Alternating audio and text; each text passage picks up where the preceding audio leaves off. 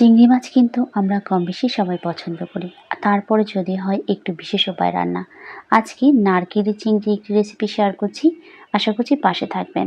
আমি এ যাবৎকালে যতগুলি চিংড়ি মাছ রান্না খেয়েছি তার মধ্যে এই চিংড়ি রান্নাটার স্বাদ আমার কাছে সবথেকে বেস্ট মনে হয়েছে।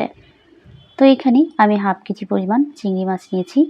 চিংড়ি মাছগুলি ভালো করে ধুয়ে পেছনে যে রগ থাকে তারপর মাথার কাছে যে ময়লা থাকে এই ময়লা ভালো মতো পরিষ্কার করে নিয়েছি। দিয়ে দিব 1/4 চা চামচ পরিমাণ হলুদের গুঁড়া আর হাফ চা চামচ পরিমাণ লবণ। এই দুইটি উপকরণ চিংড়ি মাছের সাথে ভালো করে মিশিয়ে নিব। আর আজকে চিংড়ি মাছটা আমি খোসা সহ রান্না করেছি। আর যারা খোসা সহ চিংড়ি মাছ খেতে পছন্দ করেন না তারা চাইলে খোসাটা ফেলে দিয়েও রান্না করতে পারেন। কড়াইতে আমি সয়াবিন তেল দিয়েছি। এবার দিয়ে দিব চিংড়ি মাছগুলি। চিংড়ি মাছ কিন্তু বেশি সময় ধরে ভাজা যাবে না। বেশি সময় ধরে ভাজলে চিংড়ি মাছ রাবারি হয়ে যায়, তখন খেতে খুব একটা ভালো লাগে না। এই চিংড়ি মাছগুলি আমি মোটামুটি 30 থেকে 40 সেকেন্ড সময় নিয়ে ভেজেছি। জাস্ট শুধু দিয়েছি আর উল্টোতে যতটুকুন সময় লাগে এইটুকুন সময় নিয়েছি। এখানে একটি তেজপাতা আমি 3 খণ্ড করে নিয়েছি, 2 টুকরা দারুচিনি আর একটা এলাচ দিয়ে দিলাম। এই মশলাগুলি একটু তেলে ভেজে নিব। ততক্ষণ সময় পর্যন্ত ভাজবো যতক্ষণ না পর্যন্ত সুন্দর একটি ঘ্রাণ বের হয়। সুন্দর একটি ঘ্রাণ বের হওয়ার পরে দিয়ে দিব হাফ কাপ পরিমাণ পেঁয়াজ কুচি।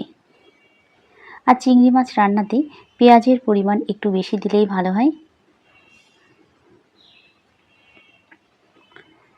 কিছুক্ষণ সময় নিয়ে পেঁয়াজের বেরেস্তা ভাজার পরে দিয়ে দেব এখানে 1 টেবিল চামচ পরিমাণ আদা বাটা, 1 টেবিল চামচ পরিমাণ রসুন বাটা, 1 টেবিল চামচ পরিমাণ পেঁয়াজ বাটা আর 1.5 টেবিল চামচ পরিমাণ আছে জিরা বাটা।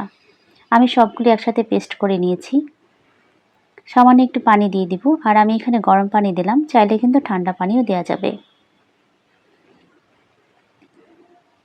দিয়ে দিব 1 টেবিল চামচ পরিমাণ হলুদের গুঁড়া আর দিয়ে দিব 2 টেবিল চামচ পরিমাণ মরিচের গুঁড়া। ঝালটা যার যার পছন্দ অনুযায়ী অ্যাডজাস্ট করে নিতে পারেন। এখানে 3 টেবিল চামচ পরিমাণ আছে নারকেল বাটা। আর এই নারকেলটা আমি পাটায় বেটে নিয়েছি মিহি করে। দিয়ে দিব হাফ চা চামচ পরিমাণ লবণ। মশলাটা ভালো মতো কষিয়ে নিব।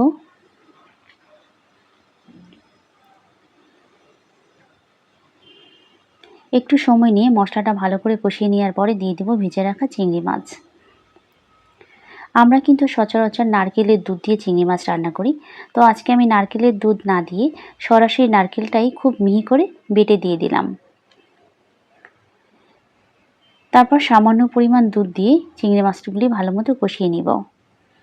আজকে কিন্তু আমি পুরো রান্নাটা কোনো পানি দেব না, শুধু দুধ দিয়ে রান্না করব। নারকেল বাটা তার সাথে প্যাকেটের লিকুইড দুধ, এই দুটো মিলে কীরকম কম্বিনেশন তৈরি হবে নিশ্চয়ই বুঝতে পেরেছেন। তো এবার বাকি দুধ আমি দিয়ে দিব।